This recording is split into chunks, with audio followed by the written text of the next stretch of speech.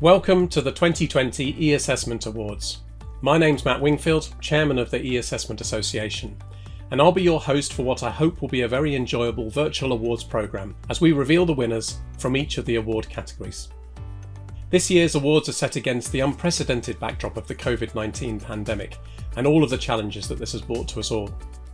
With this in mind, I'd like to start by extending a particular note of thanks to all of our 24 volunteer judges who worked hard to ensure that we were still able to choose the finalists and winners within each of the categories, despite the challenges of the lockdown. I'd also like to thank our headline sponsor PSI and our award category sponsors ACER, NCFE Cache, RM Results and the SQA, all of whom have been tremendously supportive as we've pivoted to a purely virtual awards ceremony in this very challenging year. These awards give us the opportunity to exemplify and reward best practice in our sector.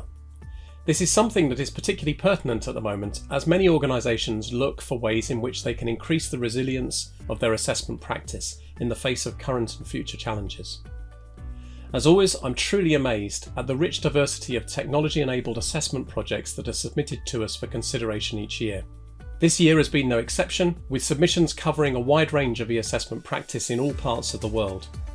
With entries from Asia, Europe and North America, these are now truly global awards. Finally, I'd like to thank everyone who entered the awards this year.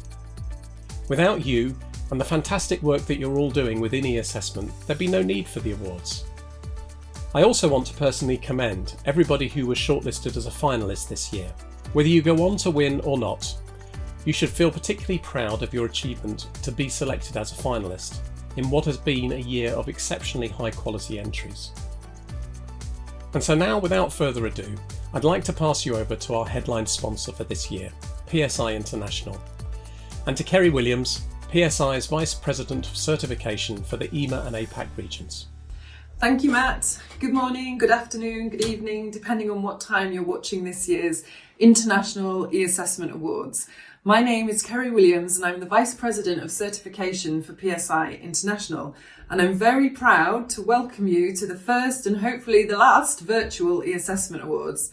I hope that everyone watching today is well and healthy. It's hard to imagine how in such a short space of time, everything we know, all our experience that we rely on has either changed radically or been put to the test. We've had to crisis manage whilst innovating in a world where every day has brought a new set of challenges. The testing industry has of course had to adapt. National exams have been suspended in different countries. Governments have introduced quarantine measures at different times, different regulations and different durations. There's been a lot to do in a short space of time. And these decisions and planning would usually take months and months to complete.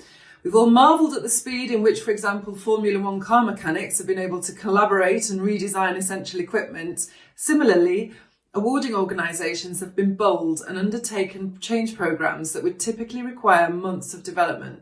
The testing community has been brave and innovative and adopted technology to evolve with the challenges that it's been faced with. It's my opinion that the changes this pandemic has brought to traditional testing are here to stay. Where the use of remote proctoring was an alternative, we're going to see it as a must-have mode of delivery, and this will continue to develop with innovative and disruptive technology to further those requirements. This is why the awards are so important and why we at PSI as a business support them. I was privileged to be a judge this year on the innovation category, and I'm proud to be part of a collective group of businesses that challenge traditions. I'm really interested to see what next year's entries are with all of this to work with. These awards have indeed been well supported and, more importantly, keenly contested. Like everyone else, I await with interest the outcome of the judging and to hear the final winners. Thank you for listening. Please enjoy the rest of the event. And I'm now going to hand you over to Dr. Desmond Birmingham, who's the CEO of ACER UK, who's going to introduce the first of 7 well-deserved awards this evening. Thank you very much.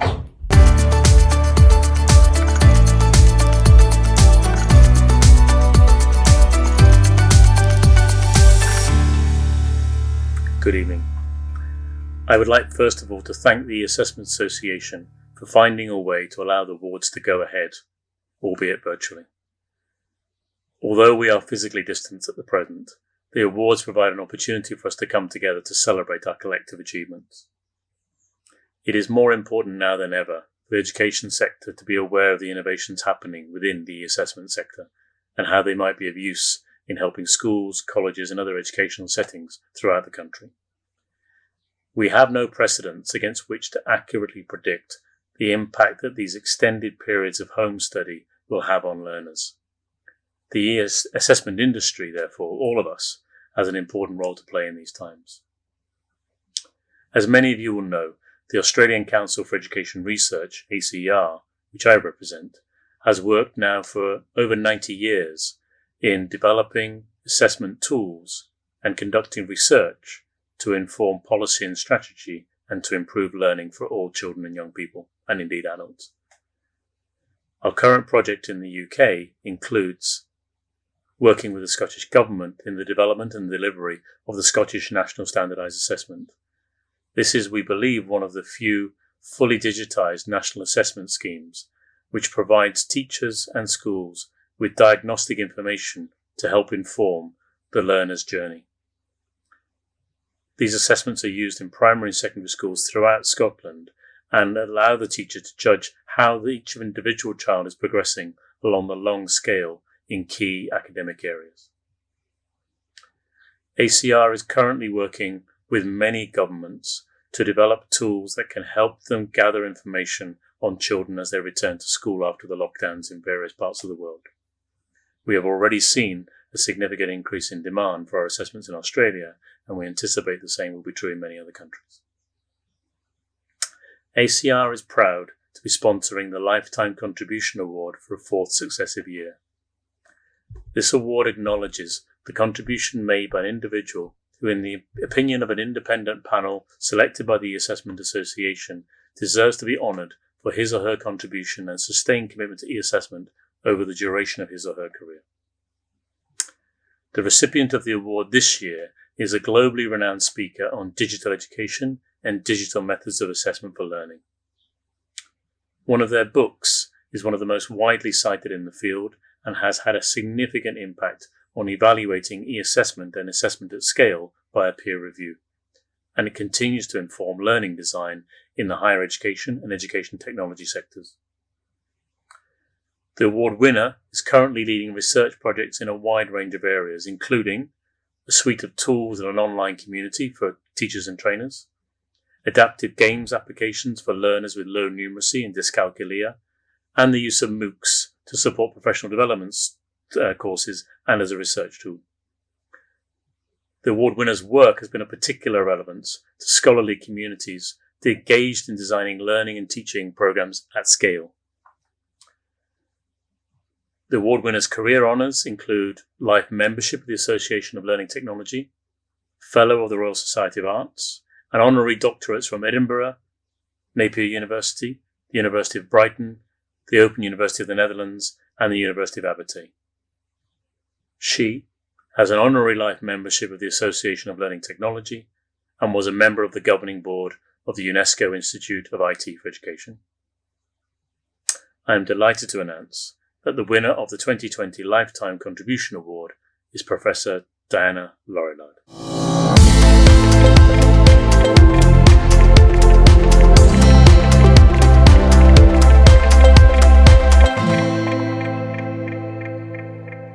Well, first of all, I want to thank you very much for this award. I was amazed and delighted to be nominated for it and very honoured to be alongside such an impressive list of award winners this year. You'll be very aware of the huge significance of your work in our current tragic situation. High quality and ingenious e-assessment solutions are exactly what the world of educational technology needs now. The entire education enterprise, across all sectors, across the world, is scrambling to convert to digital, and ingenious e-assessment solutions are critical to successful education. It's no less than that. Well, you've been kind enough to value the conversational framework idea as a contribution to designing e-assessment, and I really thank you for that. I developed it originally as a way of consolidating research and theory about how students learn, because back then, education was trying to embrace digital methods, some nearly 30 years ago now. But it was all very technology-led. The idea of the framework was to help teachers think about what it takes to learn. If you start from there, you can adapt and challenge what each new technology brings to what students actually need. So the framework appears to stand the test of time, I think, because it fits with how we will experience this very complex process of learning and teaching.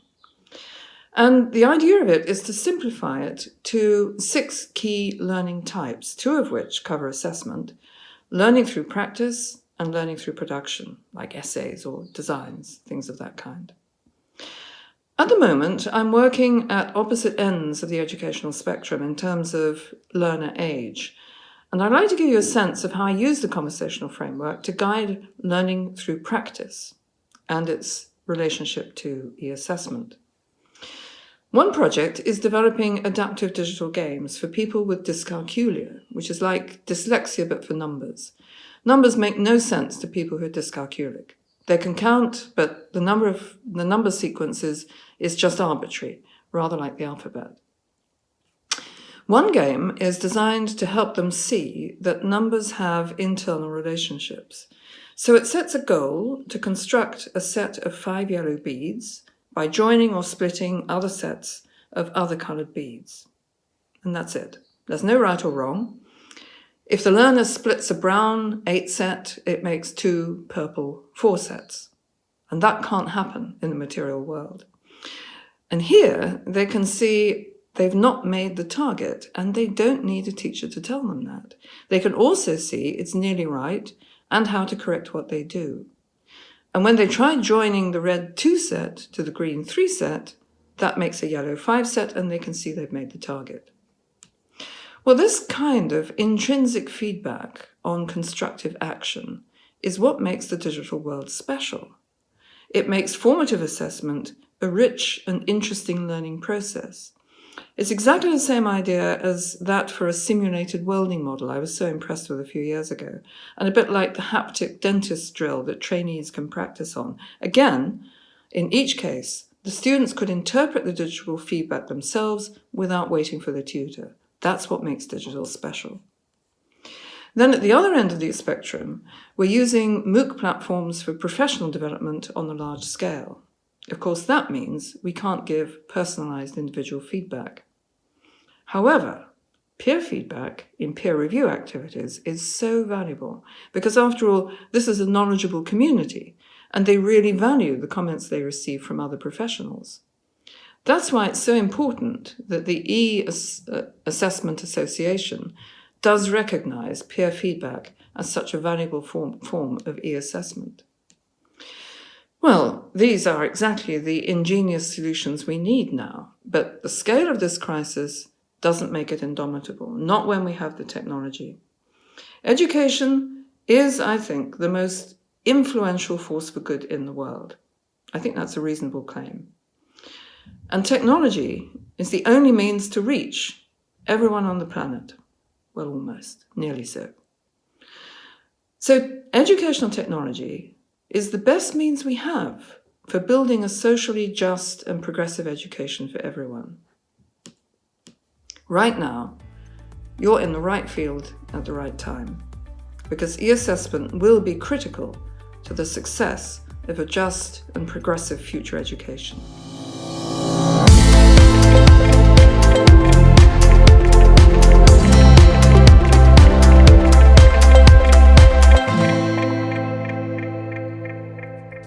Thanks, Kerry and Desmond, and many congratulations to Professor Laurillard for winning the 2020 Lifetime Achievement Award.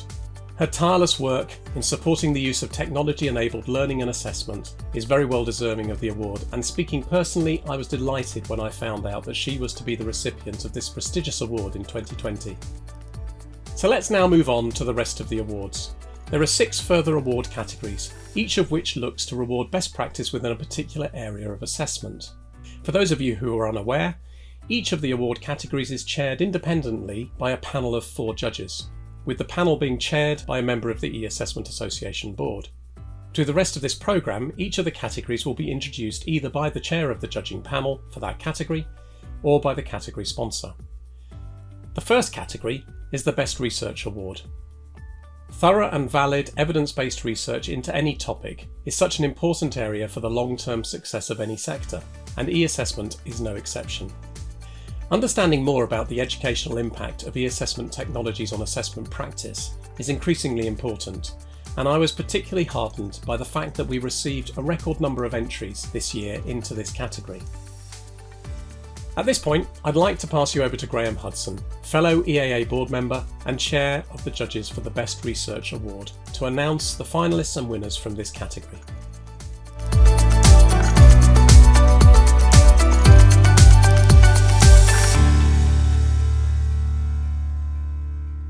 Hello, I'm Graham Hudson, Secretary of the EAA and Chair of this year's Research Award category. If you don't know me, I've been involved with large-scale assessment in this country and internationally for most of my career. I now support organisations that want to change the way they run assessments and specialise in helping them procure the best fit suppliers without too much pain. I'd like to thank all those organisations that put in submissions for the awards this year.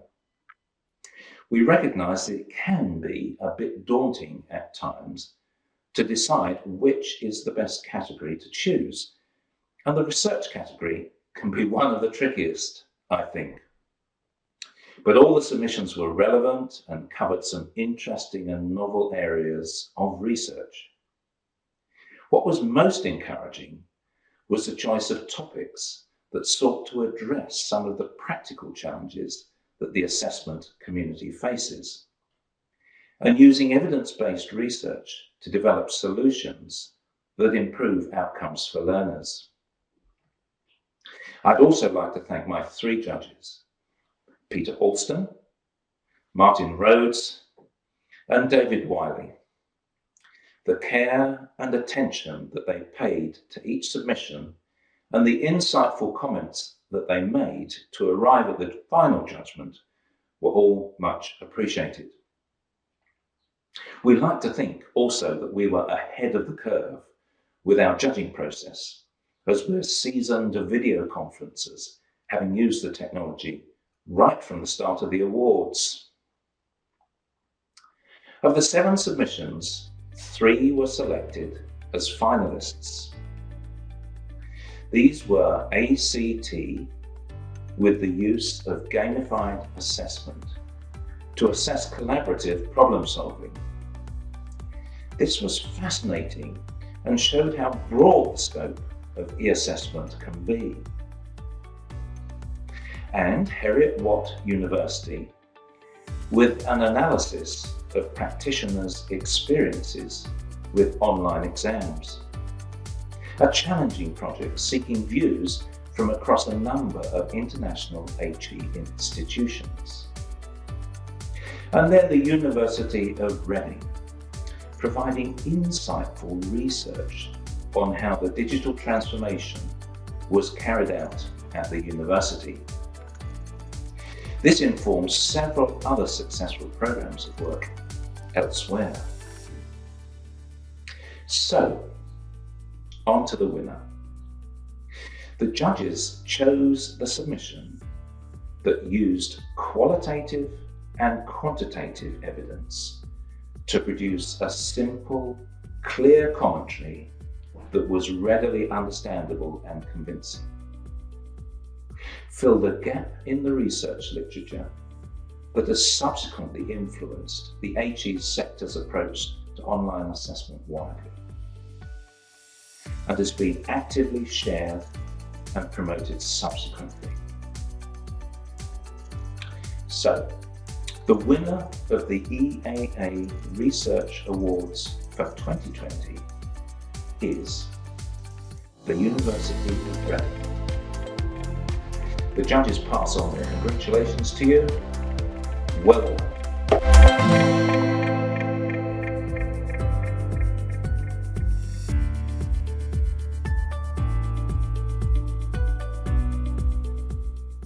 Thanks, Graham, and many congratulations to Professor Mayhew and all of the team at the University of Reading for winning the Best Research Award this year. The next category is the Best Use of Formative Assessment Award. As a former teacher, this is an award that's particularly close to my heart, and for me demonstrates the inextricable link between effective learning and proactive assessment. I'd now like to hand you over to Gareth Hopkins, e-assessment specialist at City and Guilds, fellow member of the EAA board, and chair of the judges for the Best Use of Formative Assessment Award, so that he can announce the finalists and winners from this category.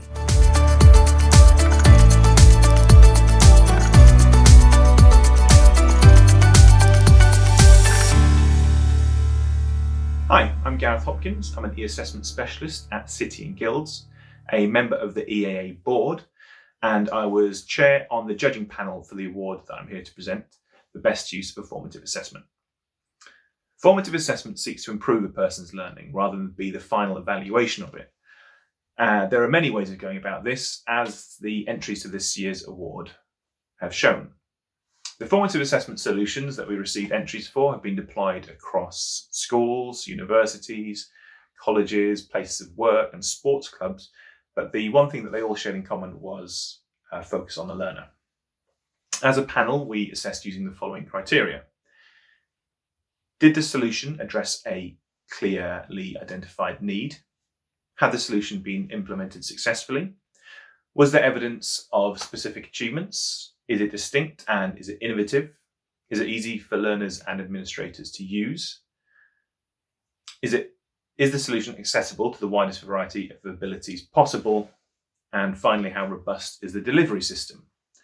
All of the entries that we received showed these things, and the finalists in particular, and it was a pleasure to learn more about them during the judging process. Before I share the finalists, and probably more importantly the winner, I'd like to say thank you to the other judges on the panel, who were Claudia Bickford-Smith, Bob Harrison and Mark Dorr. And I'd like to give a special thanks to Jeff Hudson, who stepped in and helped with the interviews when I was distracted by the current global pandemic and the work I had to do to adapt to that.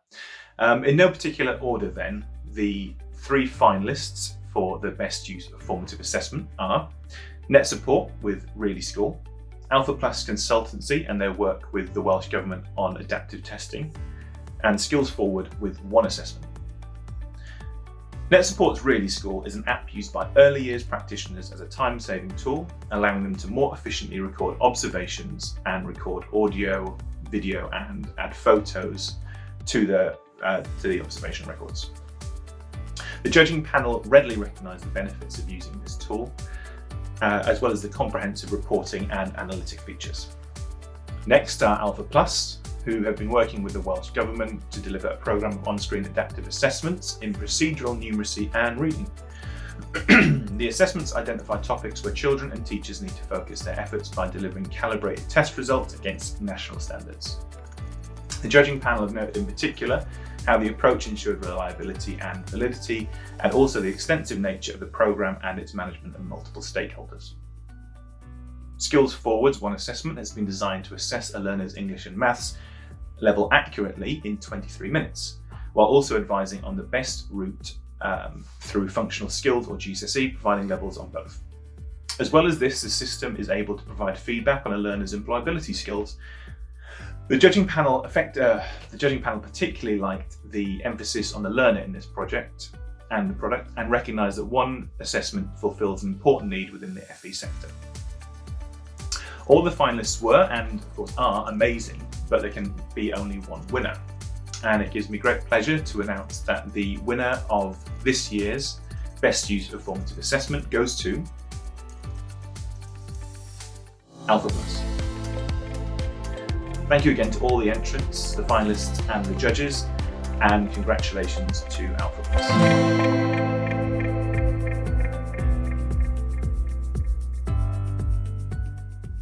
Thanks, Gareth, and many congratulations to everyone at Alpha Plus for winning the Best Use of Formative Assessment category this year, with what I know has been an outstanding project working in partnership with the government and schools in Wales.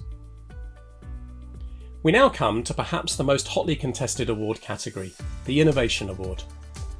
Each year, this category receives the highest number of submissions of any of the award categories, and for me really demonstrates how agile and innovative our sector is in ensuring that we can offer truly fit-for-purpose, valid and resilient e-assessment solutions. At this point, I'd like to hand over to Dawn Baker, Executive Director for Innovation and Social Investment at NCFE PECS, our sponsor for the Innovation Award category this year.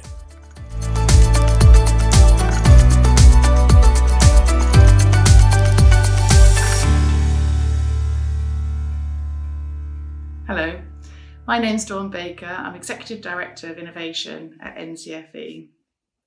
We're delighted to be sponsoring this year's Innovation Award, particularly as there's so much change going on in the sector at the moment. It's more important than ever to have new products and services. And I understand from the judges the calibre of entrants this year has been exceptional. So firstly, my thanks go to them for doing the hard work and unenviable task of shortlisting, then choosing the finalists, and then ultimately choosing the winner. So our thanks go first to Graham Awkward, John Winkley, Emma Hall, and Kerry Williams. And now to the finalists, and in no particular order, they are Act Next by ACT, the Centre for Assessment, Research, Policy and Practice in Education, Sparks, and Tata Consultancy Services. The judges' feedback is that this year this innovation category was extremely tough to judge, and there were only a few marks between all four finalists. But ultimately, they chose the winner because they felt not only did they address a business opportunity, but they also solved a long-standing problem within the assessment community. So I'm delighted to say that the winner is Act Next by ACT.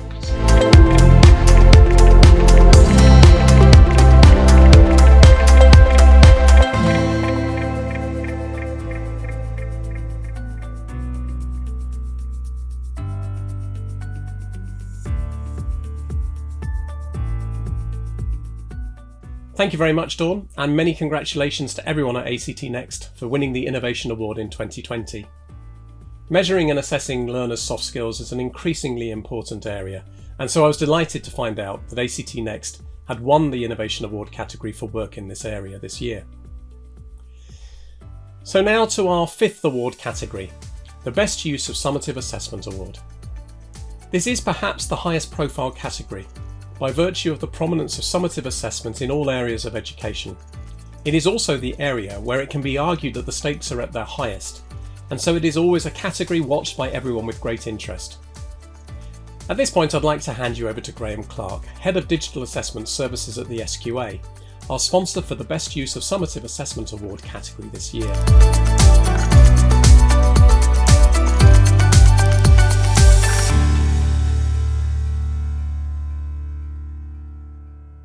Good evening. In normal times, I would be saying that the food and wine have been excellent and that this awards session is a perfect opportunity to give your body a chance to relax and prepare for dessert and even have a little doze while we consider the most important award of the evening. But we are not in normal times. I am giving this presentation from a small room at the foot of the Ochils Hills rather than a plush hotel or conference venue in London. I would say, however, that the food and wine here are still very good. Matt normally says that time is of a premium, so I need to just ignore my script and wing it a little. SQA is delighted again to be sponsoring the Best Use of Summative Assessment Award. As Scotland's national awarding body, we are committed to providing certification for learning and development through the delivery of high quality, valid and reliable qualifications and assessment. We're excited by the potential that technology has to enhance and improve learner achievement, in addition to delivering significant efficiency and quality improvements for learners and for qualification providers. If e-assessment is going to continue to increase its transformative impact, then it needs to do so for summative assessment. We are not alone in having seen a significant increase in the use of technology in these challenging times, and a global pandemic is all it has taken to move many centres and learners towards seeing the benefits that technology can bring. Many areas of assessment tech, which previously may have seemed out of reach for many, such as remote proctoring and invigilation, are now becoming the expected norm of large and small providers alike. The use of appropriate technology can really challenge our preconceptions about assessment models and provide opportunities to change the dynamic of learning for learners of all ages and situations. There is still some distance to go, but as an organisation, we remain committed to delivering on our ambitious digital plans for the benefit of all learners and centres we work with, whether in Scotland, the wider UK, or internationally. All of the award submissions for this category, in their own way, are seeking to challenge current and traditional practice to deliver substantive improvements in achievement and learning for their users. And that should be a priority for all of us involved in the world of e-assessment. The criteria for this award focuses on innovative, sustainable solutions which are targeted to meet real and substantive needs and can evidence that these needs have been met and in many circumstances exceeded. Full details of the criteria can actually be seen on the E-Assessment Association website. But now on to the awards.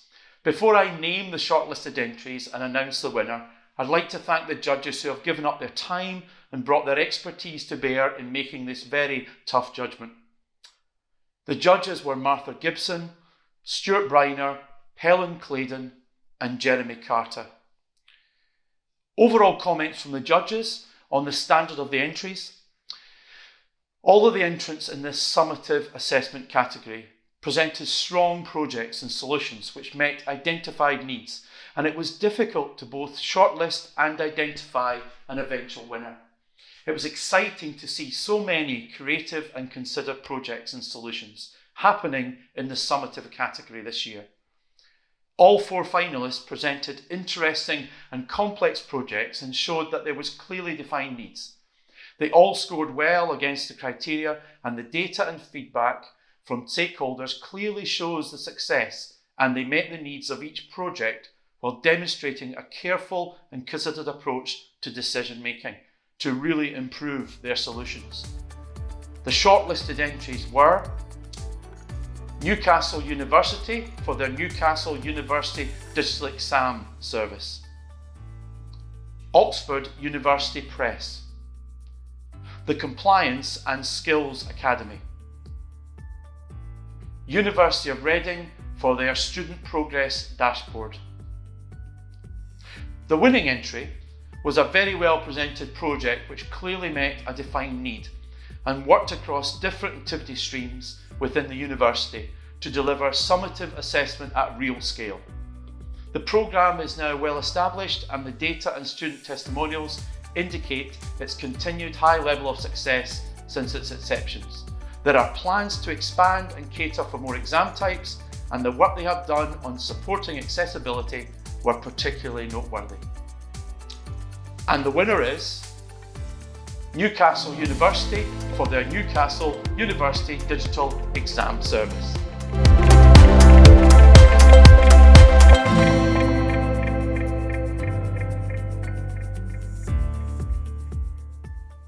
Thanks very much, Graham, and for keeping to time.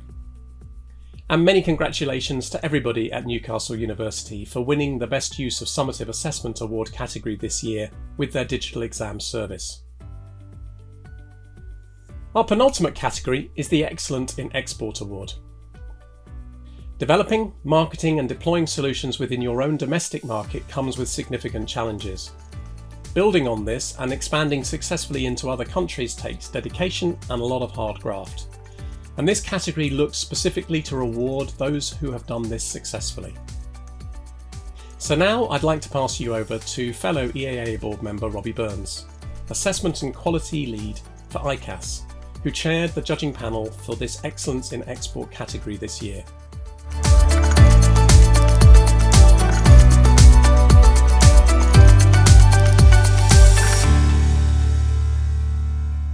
Hi, my name is Robert Burns.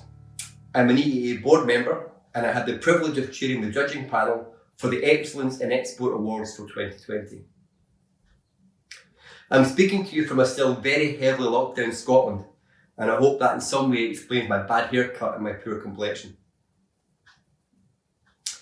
I suspect that everyone who's watching this is very aware of the importance of export in our industry, the importance of working in new markets, emerging markets, and the value of sharing our experience globally. I found it genuinely inspirational to see the quality and the diversity of the entries this year, and the outstanding work that our industry is producing. The projects that we were asked to consider had clearly identified the need in the market, and they set about addressing that need. They encountered significant geographical challenges and were working in environments with both cultural differences and significant technological barriers. Now, I know that it's often said at these kind of ceremonies that the calibre was high and it was hard to judge the competitors, hard to separate them. In this case, that was absolutely true. After long and very serious debate, the judging panel arrived at a shortlist of 2 nominations for this year's awards. They were Highfield Qualifications and Stadium and PECS Data Services. Both of these projects displayed all that was positive about export in our industry, working both under really challenging conditions and with absolutely no margin for error. And I would stress again that this was a very, very difficult job to separate the two. So again, after some further long and detailed discussions, presentations from the nominations and research, the judging panel decided that the runner-up for the Excellence in Export Awards for 2020 was Highfield Qualifications and Stadium. I would like to add here on behalf of the judging panel that this was an incredibly close call, and the work that Highfield and Stadium have done should be highly commended. So, without further delay, I'd like to both announce and congratulate the winner of the Excellence in Export Award for 2020 as PECS Data Services. This was an exceptionally strong submission, and the passion and commitment that was shown in the delivery of the project was clear for us all to see throughout the whole process. Congratulations PECS, a really, really worthy winner. Finally, I'd just like to say thank you to the judging panel, to Alison McCree, Jeff Chapman and Jeff Ross, who gave their time, their wisdom and their absolute commitment to this project throughout. They were a joy to work with, and I can't thank them enough for their efforts. Thank you. Sadly, there was no gala dinner this year, so I can't close by saying enjoy the rest of your evening, but I do want to thank you all for your time, for your continued support of the EAA, and I do hope that you enjoy the rest of your day and that you stay safe, wherever you are. Thank you. Thanks, Robbie, and many congratulations once again to everyone at PECS Data Services for winning the Excellence in Export Award this year. So we come to our final award, the Best Transformational Project Award. This is a category that we introduced in 2018 specifically to call out projects where there had been a demonstrably positive impact on education through the use of assessment technologies. And encouragingly, this has also been a hotly contested category this year. Here to announce the finalists and winners of this category is fellow EAA board member Tim Downey, Sales and Marketing Director at RM Results, sponsor of the Best Transformational Project Award in 2020.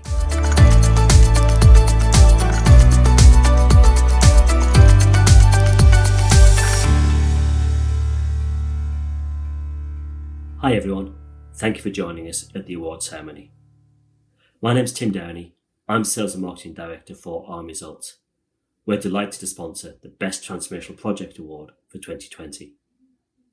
I've been a board member of the EAA for a number of years now, and I'm thrilled that each year we manage to do more and more for our members and other stakeholders in the assessment community. We were especially keen that the awards took place this year, even with all the confusion caused by the pandemic, because it provides such a brilliant showcase for the amazing work that's going on in so many countries around the world. The mission for RM Results is to improve the life chances of people worldwide by providing digital assessment solutions that support lifelong learning. Our products and services support awarding bodies, professional organisation and ministries of education across the world to deliver fair, accurate and effective assessments. With this background, you can see why this award is important to both the EAA and to RM Results. It focuses upon the positive impact that e-assessment can have upon teachers and learners in any educational context. Transformation and innovation have always been at the heart of the EAA's vision and mission, but the recent events have made the ability to transform and respond even more vital for the assessment community. Now more than ever, organisations are looking to companies like RM and industry leaders such as the EAA to understand how e-assessment approaches can support learning in the short term and also provide future-proofing for a world where new assessment and learning approaches will be the norm. This award doesn't just look for innovation in software or service development, it looks for transformation that has real impact across an organisation or learning community. The criteria for the award demand that the winning entrant can demonstrate a comprehensive and effective approach to design, implementation and measurement, as well as a number of other areas. It's not just about the biggest project or the most innovative technology, but how it has been applied to provide the greatest impact within the organisation. The quality of entries for 2020 was, as in previous years, very high. I'd like to thank Patrick Coates and his fellow judges on the panel for the time and expertise they have given to judging this award. I know it's been a really difficult task for them, but they've done it very well. I'd also like to thank everyone who submitted an entry for the awards. We can only highlight a few exceptional projects that reach every one of the awards criteria and who explain their project, process and transformation well to the judges. And of course, we can only award one winner each year. However, there's no limit to the number of times you can apply, and so we'd encourage everyone to reapply if you aren't successful this year. Transformation is an ongoing process, and we know that nobody stands still. Organisations keep tweaking, improving, adapting, listening to feedback, evaluating and updating. As such, there's no limit to the number of times you can reapply, and we love to see innovation and transformation across as many projects as possible. The judges have shared some of their reflections on the shortlisted entries this year. Aside from their reflection on the quality of entries, they describe how each of the shortlisted organisations had focused upon impact, a comprehensive and holistic approach to the projects, and a deep-rooted commitment to delivering positive and transformational change for their stakeholders. So I'm delighted to confirm that the finalists are Alpha Plus Consultancy for National Online Personalised Assessments in Reading and Numeracy on behalf of the Welsh Government, University of Jeddah for introducing e-assessment at the University of Jeddah, a transformational change, and University of Reading for the EMA programme. The judges described that the winner of this year's award stood out as an effective technology-enabled change programme. Focused on measurable success and impact, the award submission impressed all of the judges with its clarity, thoughtfulness and evidence-based approach. It was a well-designed and implemented project, leveraging existing technologies that has brought real transformational benefits to the learning community. Detailed research and a very professional presentation really highlighted the success of the programme. I'm delighted to announce that the winner of the 2020 Best Transformational Project Award is University of Reading EMA programme. Well done. Thank you, everyone.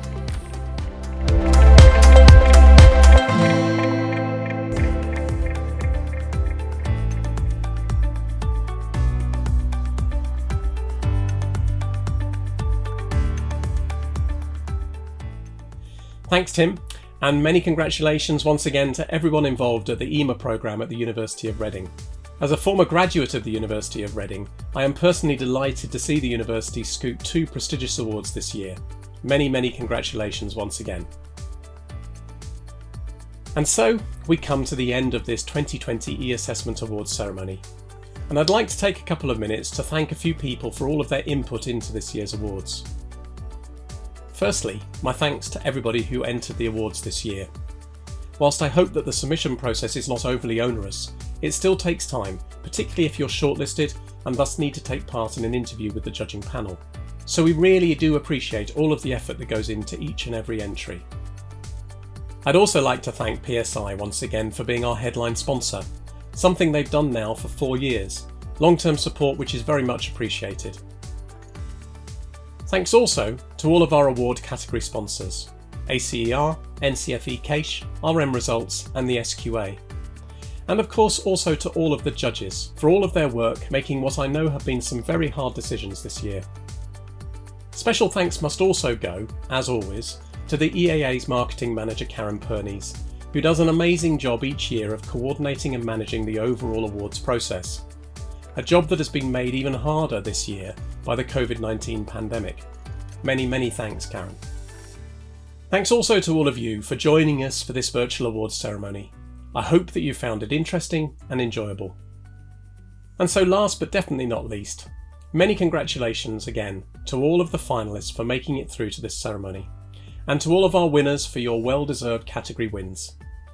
As Tim Downey mentioned earlier, don't forget that there's no limit on the number of times that you can re-enter the awards, so even if your submission wasn't a finalist or winner this year, please do consider submitting a fresh application when the nominations process for the 2021 e-Assessment Awards starts in the autumn. In the meantime, thank you once again for joining us today. Take care and stay safe.